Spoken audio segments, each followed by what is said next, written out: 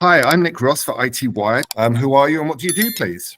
Yeah, g'day Nick. Thanks for having me. Yeah, I'm Matt Salir, CEO, Australian Cyber Collaboration Centre. We're a member-based not-for-profit with that very important mission of building cyber capability to help us secure Australia's digital future. How can we take advantage of all the things that we know help our lives become better and doing it in a cyber secure way? And can you tell me about the O Behave report and why it's called that and what's your involvement? Yeah, I think the founder, Oz, from CyberSafe in the UK, was an Austin Powers fan, but really trying to demystify a really complex area around cybersecurity behaviours and sentiment. So we partner with CyberSafe in the UK and the National Cyber Alliance in the US to be part of a global survey, 6,500 people around the world talking about how they feel about cybersecurity, the complexity of it, what they are doing and what they're not doing. It's really wonderful, Nick, because it crosses over multiple countries, 7 different countries, including all the countries in the Five Eyes, but also generationally and education levels. Are they working? Are they not? And so on. So you get this wonderful tapestry of what's happening with cybersecurity in our communities today. And why do you think there's such a high level of frustration regarding online security? Well, I think what comes through very clearly is it is very complex. You know, it's constantly changing. We know the threat vectors are forever moving, and our cyber criminals that we're trying to counter are especially sophisticated. And I think people see breaches, they see the tools that they're being asked to use to help secure themselves, to reduce that risk, and they're just finding it so complex. Our lives are so busy, there's so many things going on. It's another thing that we have to do and have to build into our lives. So I think that complexity and the increased inconvenience is something that's come through pretty strongly around how some of those behaviours have initially been okay, but then have dropped off in time. And what unique challenges do younger generations face in managing their online security? Well, this is a really big one. So Gen Z and millennials, those born most recently, who you often refer to, particularly Gen Zs as digital natives, are really interesting stats. High uptake of multi-factor authentication, close to 50% in the uptake in both generations, but also the highest level of attrition. So what that tells us is that they understand security is important. They put in place something that everyone tells them will help, but then they realize it's just that one more step, something that's a little bit more inconvenient, and they drop off in droves. The other thing that comes through in the report is that they're feeling pretty helpless. There's this shared hopelessness of, well, there's already my data out there. It's so hard and so complex. I'll just take the risk. And that's really worrying. And I think that's one of the key call outs from the report, is that we need to help everyone, but particularly those younger generations, realize that all is not lost. There are some simple things that you need to do that can ensure that you reduce your risk, and doing nothing isn't really an option. And how has their approach to cybersecurity measures like multi-factor authentication and password managers changed? Well, as I said, both of those, the multi-factor authentication, high uptake, high attrition rates. Password managers are the same. And I think what you're seeing is that they're realizing it's important. They've seen a promotion.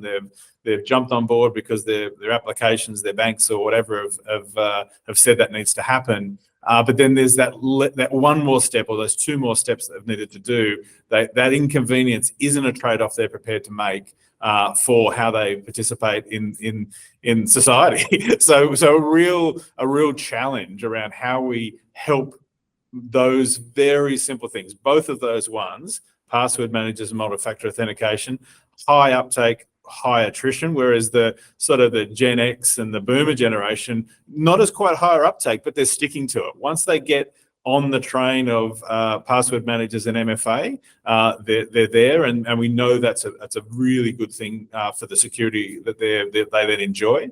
The other one is the use of passphrases. A huge number of Gen Zs and millennials are still using really easily attributable personal identified information as passphrases. Names of pets, names of sisters, names of brothers, names of parents, simple things, birth dates that can be captured. So just being able to use passphrases, something that is suitably complex, that matters, has meaning to you, is a really simple thing we can all do to protect ourselves online. And yet we're seeing that isn't something that's getting any great uptake in those generations. And apparently there's some issues with the software updates on top of that. Another one again, and I think unfortunately, Nick, this comes back to convenience. The fact that our phone manufacturers, our device manufacturers, software providers provide regular updates, patches that plug the holes of vulnerabilities that have been identified, internally and even externally. There's a very strong community of ethical hackers that identify problems and report them up to tech companies and others. But the lack of uptake of those regular software updates, whether it's because your phone has to sit over there on charge for an hour while it's doing it, and that the interface might slightly change, and where you find that favorite setting is now slightly different, and that level of inconvenience in a busy world and a busy life, is that the reason we're seeing that lack of updates? So the amount of again, not to pick on those generations, but clearly through the data, Gen Zs and millennials that are well behind on software updates is quite concerning, is troubling, when we know it's such a simple thing to do and that really de-risks you in a digital world. So what are the risks of using personal information like pets in names and passwords? I mean, we've been having this discussion for absolutely ages, but what's the latest on it?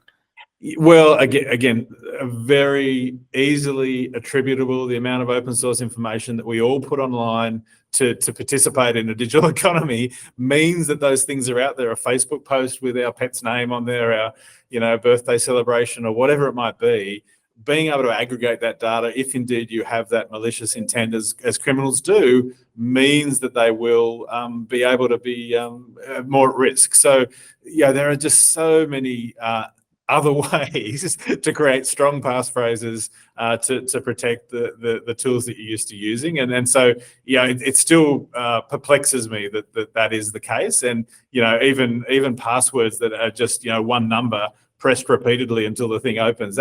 These are really problematic. The use of AI and other technology now means that passwords of that simplicity are hacked in milliseconds. So we do need to be really cognizant that the way that we participate in the digital world means that our information is out there most of the time, not being nefariously used, but the ability to bring together personal identifying information to create a picture of a person and then look to do something criminally with that data is real, and we need to pay attention to it.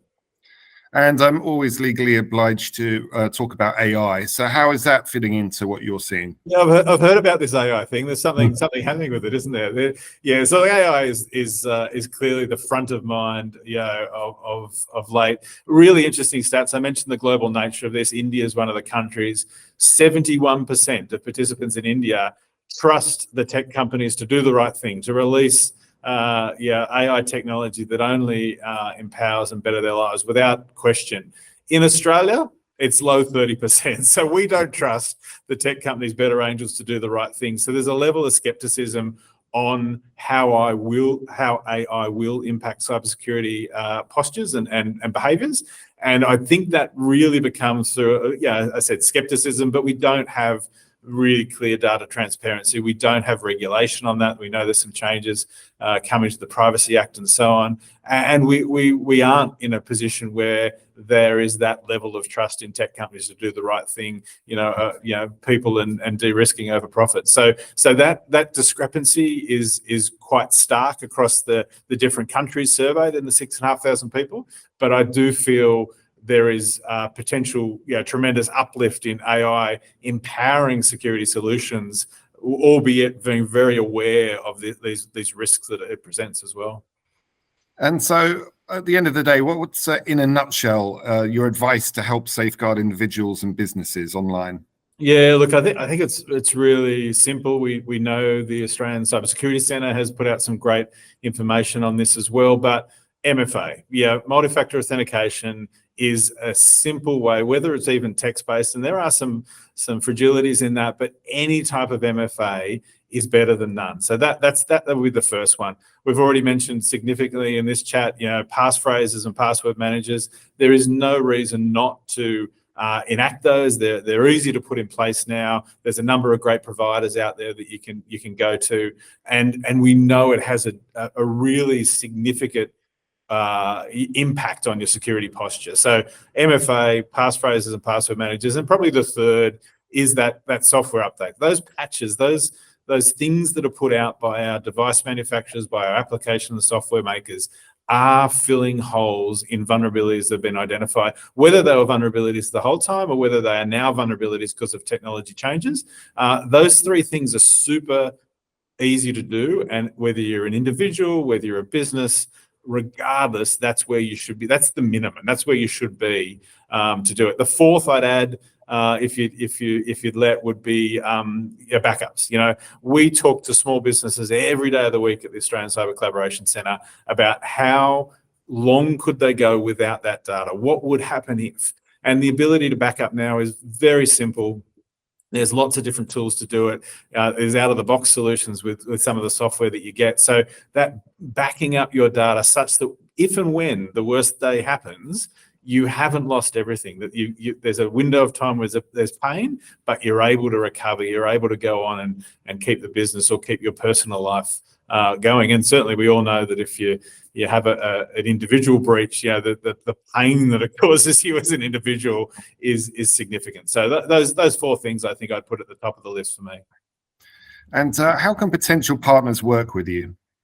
Yeah, well, we're a collaboration centre, so our role is really to catalyse these activities that require more than one player to be a part of it. How do we ensure the sum of the parts is greater than the individual components? So we have a really strong member base, about 150 members across every sector in the economy, from large to small business, tech company to member-based organisations like ourselves. So we run programs around small businesses. We do a lot of stuff with our federal government around critical infrastructure protection and empowering and training people to be more cybersecurity, to have that positive approach to cybersecurity, not to be scared or intimidated by the environment, but to actually find their way through it. Right-sizing what they do for their circumstances, for their business, for where they're at with their own digital literacy, and that's a really important role to play. Excellent. All right, Matt Cilliers, thank you very much. Really appreciate it, Nick. Thank you.